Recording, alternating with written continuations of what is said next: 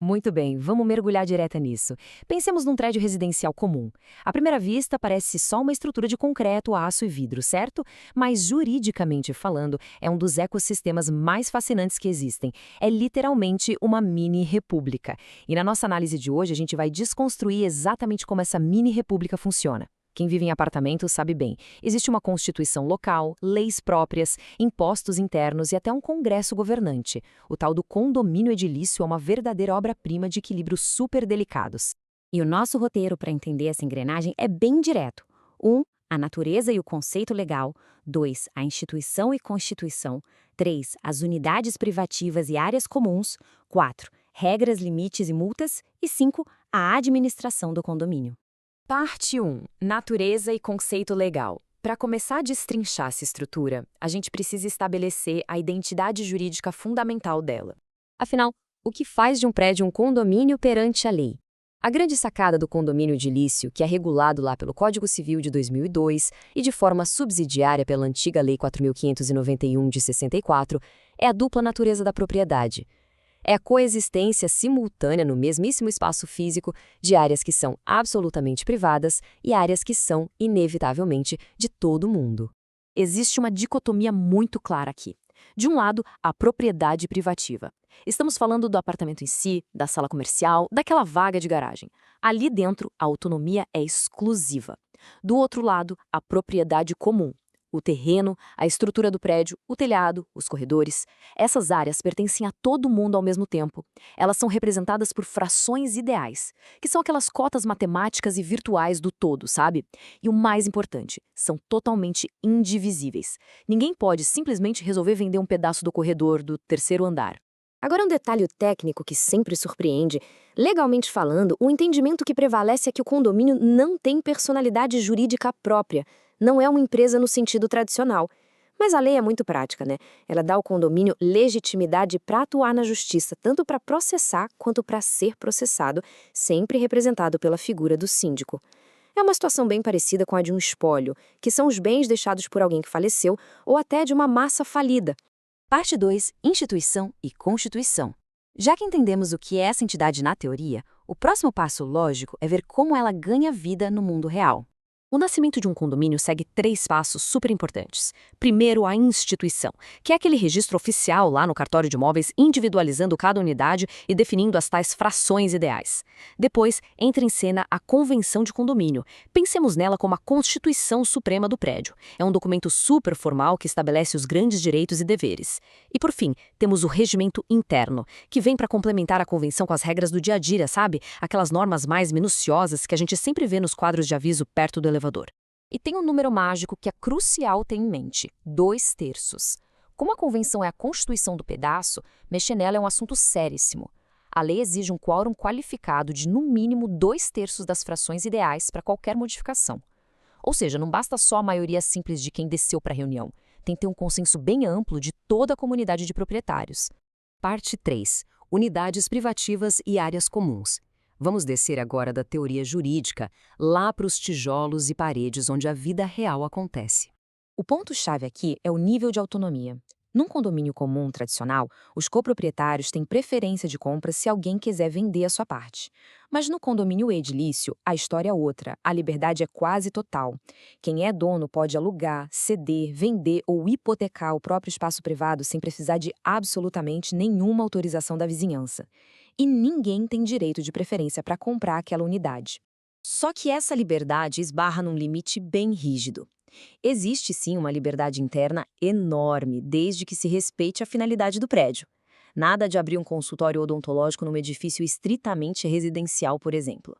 Mas da porta para fora a conversa muda. A fachada é propriedade de todo mundo. Alterar a aparência externa, tipo fechar uma sacada com um vidro fora do padrão ou pintar a janela de verde neon, exige nada menos do que a aprovação unânime de todos os condôminos. Parte 4. Regras, limites e multas. É justamente nessa linha super tênue entre o direito individual e o espaço coletivo que as faíscas voam. E isso nos leva direto ao dilema mais clássico e acalorado de qualquer assembleia. É permitido simplesmente banir os pets do prédio?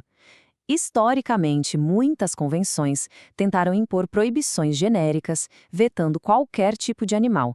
Mas os tribunais têm uma visão muito clara sobre isso.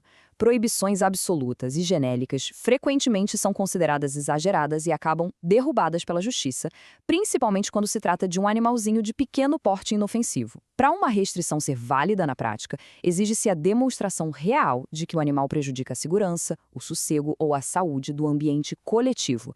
É o fato concreto e não a teoria que dita a regra por aqui. Agora, e quando o problema não é o pet, mas o próprio morador? O Código Civil de 2002 trouxe uma inovação fortíssima, a figura do comportamento antissocial. Seja tocando bateria de madrugada toda semana ou desrespeitando normas básicas de forma contínua, a lei permite aplicar multas bem severas àquele condômino cujo comportamento reiterado cria uma verdadeira incompatibilidade de convivência. É um mecanismo de proteção muito contundente para garantir que a paz do grupo não vire refém das atitudes de um único indivíduo. Outro ponto que sempre gera atrito é o bolso, mais especificamente a taxa de 20%. No passado, sob aquela legislação antiga da década de 60, se alguém atrasasse a cota condominial, a multa aplicada era esmagadora, chegando a 1/5 do valor total da dívida. Mas acompanhando uma visão muito mais moderna e equilibrada, o cenário mudou drasticamente. O Código Civil atual cravou um limite rigoroso para essa multa moratória. Apenas 2% para as taxas vencidas após a entrada em vigor da lei. E tem mais, a jurisprudência proíbe juntar descontos de pontualidade com multas moratórias se isso acabar configurando uma dupla penalidade abusiva pelo mesmíssimo atraso. Parte 5. A administração do condomínio.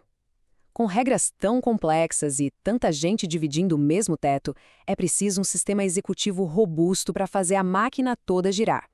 A estrutura administrativa é desenhada justamente para criar freios e contrapesos. Primeiro, temos o síndico, que é o representante legal. O mandato é de no máximo 2 anos, podendo rolar reeleição. E olha que curioso, nem precisa ser morador do prédio, podendo ser um profissional contratado ou uma empresa especializada. Para fiscalizar e assessorar esse síndico, existe o Conselho Consultivo ou Fiscal, que geralmente tem 3 membros. E no topo dessa cadeia, acima de todos eles, está a Assembleia Geral. É ela quem aprova orçamentos, analisa as contas e funciona como órgão máximo de deliberação. E para garantir que o poder não fique centralizado demais na mão do síndico, a lei assegura uma ferramenta democrática poderosíssima.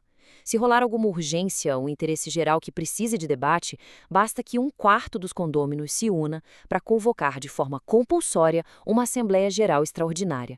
É o poder da base garantindo que todas as vozes sejam ouvidas, não importa o que aconteça. Para a gente amarrar tudo que vimos até aqui de forma bem clara. A lei principal é o Código Civil de 2002. A Constituição é a Convenção de Condomínio, exigindo aquele quórum de 2/3 para mudanças. A estrutura física é dupla, misturando propriedade privativa com áreas comuns. O síndico atua como representante legal, com mandato de até 2 anos. E, claro, a Assembleia Geral é o poder supremo na hora das decisões. E para fechar nossa análise de hoje, fica uma reflexão. Passamos por frações ideais, quórums, multas e conselhos administrativos. Mas, no fim das contas, será que todas essas leis mega intrincadas foram realmente criadas para administrar um edifício de concreto? Ou será que elas são, na verdade, uma estrutura incrivelmente delicada, projetada para gerenciar a complexidade, sempre imprevisível, da convivência humana? O condomínio edilício prova que a arquitetura mais desafiadora de um prédio não é a das vigas, mas sim a das relações entre as pessoas que vivem lá dentro. Um grande abraço para quem nos acompanhou até aqui e até o nosso próximo detalhamento.